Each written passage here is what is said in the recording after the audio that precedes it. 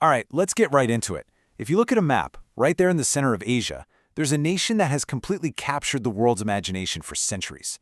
We're talking about a place bursting with vibrant culture, jaw-dropping landscapes, and resources that are so insanely rich, it's actually been known for a long time as the land of gold. But when you really pull back the curtain, as we're doing today with our explainer of Arun K. Tiwari's fascinating book, Glitter and Gold, we've got a serious question to answer. Is all that brilliant shine actually genuine prosperity? Or is it just a really carefully maintained illusion?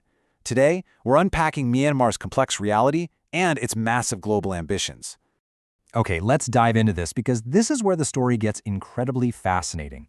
On the surface, the image you and I usually get of Myanmar is one of shining, serene beauty, right? But look past those golden rays, and there is a really complex, hidden reality running in the background. We are talking about heavy factory smoke, intense border security grids, and high-stakes global businessmen brokering massive deals just out of sight. It's a stark contrast, and it brings us to a foundational question. Are we actually looking at true gold, or is this just a glittering outer illusion masking a country desperately trying to find its footing? To understand where things are today, we first have to understand the perception. See, the Golden Land isn't just some catchy tourist slogan they came up with. It's a deeply rooted historical identity. It comes from these mesmerizing golden pagodas, like the world-famous Shwedagon Pagoda, and a genuinely rich, profound cultural heritage. And this beautiful definition absolutely captures the imagination. But as you'll see as we move forward, it's really only telling half the story of a nation that's currently trying to navigate the incredibly turbulent waters of our modern, globalized world. Part 1. The myth of the Golden Land. Let's unpack the history. Historically, Myanmar was viewed as the ultimate symbol of wealth. And honestly, it's pretty easy to see why. The land is quite literally packed with glittering resources. We're talking about some of the world's most highly sought-after rubies and premium jade. In fact, Myanmar produces the vast majority of the entire world's highest quality jade. Add to that these vast, incredibly valuable forests of teakwood and massive, lucrative reserves of natural gas. This incredible natural bounty is exactly why the country has historically been associated with glitter. It literally has every raw ingredient required to be a massive economic powerhouse. But here is the major plot twist in this historical narrative. Despite sitting on an absolute goldmine of resources, Myanmar spent decades behind what was essentially an invisible shield. Because of closed borders and really strict internal political policies, the nation was almost entirely isolated from the rest of the world. Think about that for a second. While the global economy was rapidly accelerating, building bullet trains, advancing technology, expanding global trade, Myanmar was effectively disconnected. They were left stranded on the sidelines of global progress for years. So the crucial point here is understanding the difference between these two concepts. Glitter represents having all those raw natural resources sitting right there in the ground. But true gold, that represents effective modern development.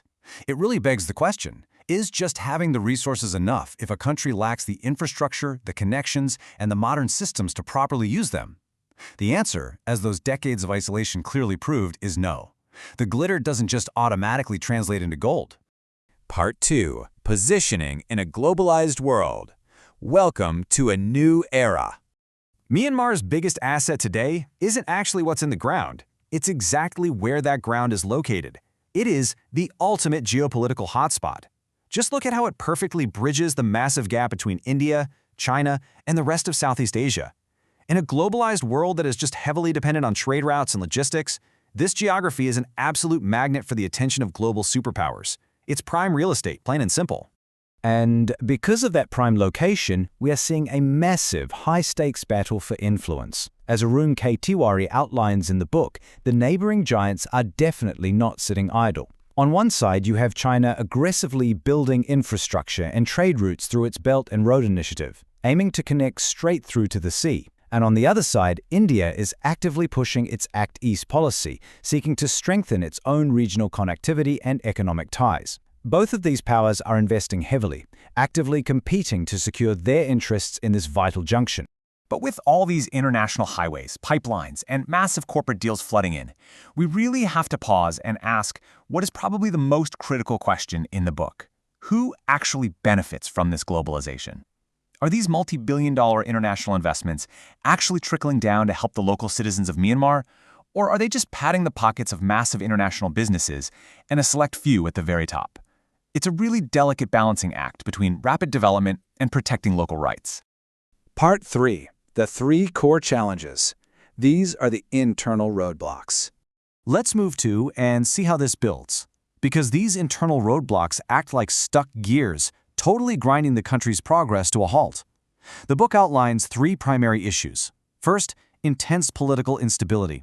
Second, a massive technology and education gap. And third, severe economic inequality. These 3 factors are completely intertwined and, unless they're resolved, the country just cannot fully capitalize on its geopolitical hotspot status. Let's break them down real quick. Challenge number 1 is the foundation of it all: political instability. It's just a simple economic reality that money craves stability. Without reliable, stable governments, outside companies and foreign nations are terrified to make long-term financial commitments. When the political landscape is constantly shifting or uncertain, global investors pull their money out, and that effectively slams the brakes on any meaningful economic growth. And this brilliantly illustrates our second major hurdle, the technology gap. Look, in today's digital era, surviving, let alone thriving in the global economy requires modern digital skills. Myanmar is currently facing a stark contrast. You have a massive population still relying on traditional manual farming tools, and they're trying to compete in a world driven by robotics, AI, and digital logistics. Bridging this educational and technological gap is an absolutely monumental task. Finally, challenge number 3, economic inequality. Even in sectors where the glitter is successfully extracted and wealth is actually generated, that wealth rarely reaches the general population. The divide between the ultra-rich and the incredibly poor remains vast. When gold and riches are concentrated in the hands of a very small elite, the broader national economy simply cannot flourish. True national success absolutely requires a population that is financially empowered, not just a wealthy few. Part 4. The Path to True Gold. Unlocking the Potential. The overarching message from Tavari's work is actually one of immense, untapped potential. To finally transition from raw glitter to true gold, Myanmar must focus on a few key pillars. First, establishing stable, reliable policies that actually foster trust. Second, negotiating balanced global partnerships with its powerful neighbors, ensuring Myanmar isn't just being used for transit, but genuinely benefits from the trade. And most importantly, creating systems that guarantee the generated wealth actually reaches and elevates the local population. It's a tremendous challenge for sure, but the raw ingredients for incredible success are already right there. It all comes down to execution and governance. So I'll leave you with this final provocative thought to ponder. Can Myanmar finally overcome its internal roadblocks, balance the immense pressure of its global ambitions, and turn its historical illusion of glitter into lasting, true gold?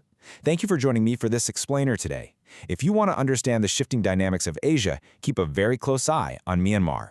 Until next time, keep questioning and keep learning.